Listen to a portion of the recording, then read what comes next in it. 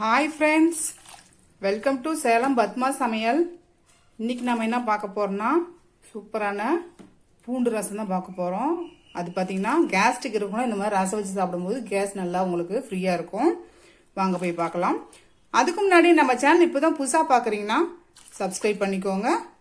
பக்கத்துக்கு பெல் பட்டனையும் கிளிக் பண்ணிக்கோங்க. இப்போ அதுக்கு மசாலா அரைக்கிறதுக்கு பாருங்க, நான் மிக்ஸி ஜார் எடுத்திருக்கேன். இதில் 1 டீஸ்பூன் துவரம்பருப்பு, 1 டீஸ்பூன் வரக்கொத்தமல்லி, 1 டீஸ்பூன் ஜீரகம், 1 டீஸ்பூன் மிளகு, 1 கொத்து கருவேப்பிலை, 2 காஞ்ச மிளகாய், 4 பல்லு பூண்டு வச்சிருக்கேன். இப்போ இதை நல்லா கொரகொரப்பாக அரைச்சி எடுத்துட்டு வந்துடுறேன். இப்போ பாருங்க, நான் ஒரு பாத்திரம் வச்சிருக்கேன். இதை நான் 1 டேபிள் ஸ்பூன் அளவுக்கு எண்ணெய் ஊத்துறேன். 1/2 டீஸ்பூன் கடுகு உளுத்தம் பருப்பு,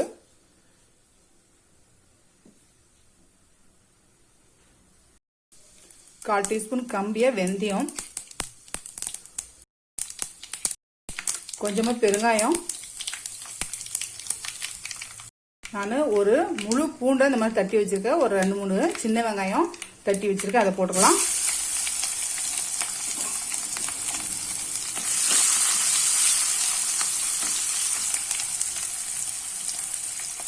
ரெண்டு பச்சை மிளகாய் கீரி வச்சிருக்கேன், அதை போட்டுக்கலாம். 3 தக்காளி இந்த மாதிரி கட் பண்ணி வச்சிருக்கேன், அதை போட்டுடலாம்.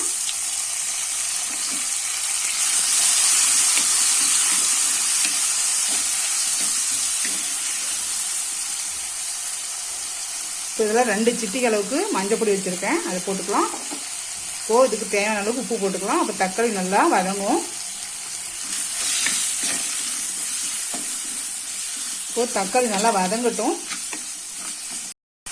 இப்போ தக்காளி நல்லா வதங்கிருச்சு. இப்போ நம்ம இதில் நம்ம ஏற்கனவே அரைச்சி வச்சிருக்கிற அந்த பொடியை போட்டுடலாம். இப்போ 1 நிமிஷம் வதக்கலாம். இப்போ பார்த்தீங்கன்னா நான் ஒரு சின்ன லெமன் சைஸு புளி கரைச்சி வச்சிருக்கேன், அதை ஊற்றிக்கலாம்.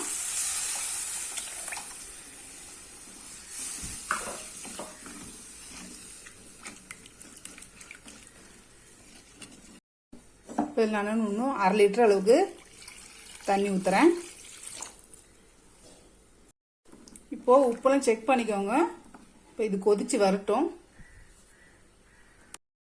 இப்போ பாருங்க, ரசம் கொதிச்சு வருது. இப்போ இந்த ஸ்டேஜில் கொஞ்சமாக மல்லி இலையும் கருவேப்பிலையும் போட்டு ஸ்டவ் ஆஃப் பண்ணிடலாம். அவ்வளோதாங்க, சூப்பரான நம்ம பூண்டு ரசம் ரெடிங்க. இப்போ பாருங்க, நம்ம செஞ்ச இந்த சூப்பரான பூண்டு ரசம் ரெடி ஆயிடுச்சு. இது சூடான சாதத்தில் போட்டு சாப்பிட்டோம்னா அவ்வளோ சூப்பராக இருக்கணும். நீங்களும் ட்ரை பண்ணி பாருங்க. இந்த வீடியோ உங்களுக்கு பிடிச்சிருந்தாக்கா லைக் பண்ணுங்க, ஷேர் பண்ணுங்க, கமெண்ட் பண்ணுங்க.